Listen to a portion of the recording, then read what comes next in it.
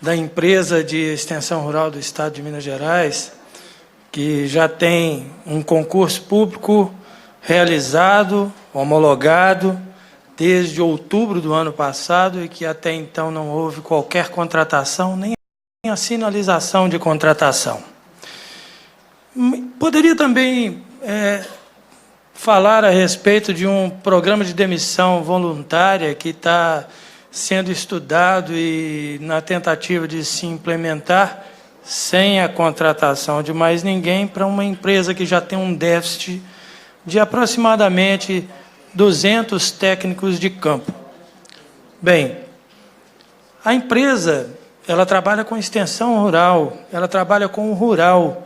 Basicamente, o seu público-alvo é a agricultura familiar.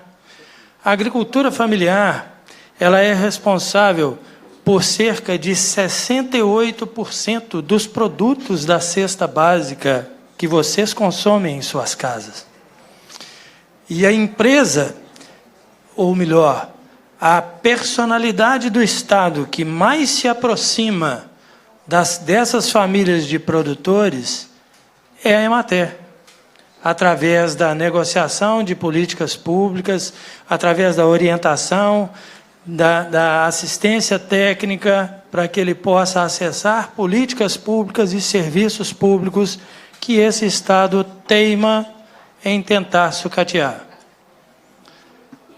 Mas o que me incomoda e o que me deixa preocupado diante de tudo o que a gente ouve a respeito dessa discussão é que nessa tentativa de precarização dos serviços públicos que o governo do Romeu Zema tenta implementar, é que quem serão os principais atingidos por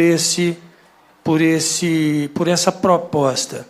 São os pequenos municípios, né? Os municípios que têm a sua economia basicamente no rural, na agricultura familiar. E aí, o que me preocupa é que, além daqueles 68% de produtos da cesta básica, tem também as ocupações no campo. Tem também aquela mão de obra que está envolvida com a produção e que ela precisa de qualidade de vida. Ela precisa ter uma condição para permanecer no meio rural e produzindo. Se não tivermos uma prestação de serviços por parte do Estado que garanta a permanência desse agricultor lá no meio rural, que já está envelhecendo, porque queira ou não queira, os jovens, eles não têm uma tendência de permanecer na área rural e continuar aquilo que a sua família faz e que o manteve até então. Ele quer escola boa, ele quer saúde a contento, ele quer lazer, ele quer transporte, ele quer tudo o que nas grandes regiões ele tem com uma maior facilidade.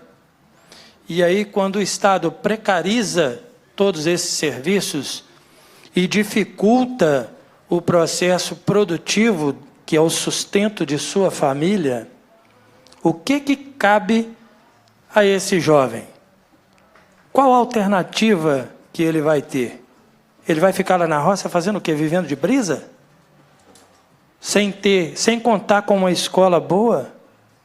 Sem contar com um serviço de saúde? O que ele vai fazer? Ele vem para a cidade. E quando ele chega na cidade, o que ele vai encontrar? Violência, desemprego, os péssimos serviços públicos que ele tinha na sua propriedade rural, na sua cidade, né, no seu pequeno município, ele vai ter de uma forma muito mais exacerbada nessas grandes cidades, ou nessas cidades maiores. E isso é um fato que, se os serviços já estão sendo precarizados, com a pouca disponibilidade que a gente já tem, né, a quantidade de pessoas a serem atendidas, o serviço já está sendo precarizado, imagina se essa agricultura familiar, que carrega a produção de alimento nas costas, tiver que sair do campo. Veja o tamanho desse problema que a gente vai ter. Então, a coisa vai piorar muito mais do que isso. Então, no meu modo de entender, essa proposta de ajuste fiscal é um tremendo tiro no pé que o governo pode estar dando e que ela deve, sim, fortalecer as empresas públicas e que prestam serviço de qualidade. Eu falo isso porque eu trabalho numa empresa e que eu tenho uma satisfação muito grande de falar que é uma empresa que é citada por 8 de cada 10 agricultores familiares, como uma empresa importante. A grande mídia reconhece a Emater como uma empresa de importância, tanto que a gente, não sei se isso vale a pena dizer, mas estamos na lista das 100 melhores empresas do agronegócio pela Globo Rural, pela revista Globo Rural, há acho que 4 ou 5 anos, desde quando ela lançou essa lista. E aí a gente vê todo esse cenário de problema de sucessão familiar no campo, né, que nos preocupa. Com um cenário de precarização dessa, a coisa só pode se agravar. Então, eu acredito que ajuste fiscal é a manutenção do trabalhador no campo, é o fortalecimento das empresas estatais que atuam junto a esses agricultores familiares, porque se esses agricultores não estiverem lá, a coisa vai piorar. Ok? Muito obrigado. Obrigado, Fábio. Concedo a palavra à última